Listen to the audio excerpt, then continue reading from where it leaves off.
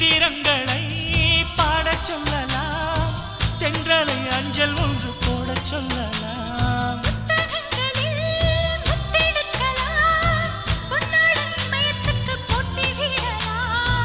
பூமிக்கு பொட்டு வைத்து பார்க்கலாம் பார்க்கலாம், பூவுக்கும் ஆடை தைத்து போடலாமா?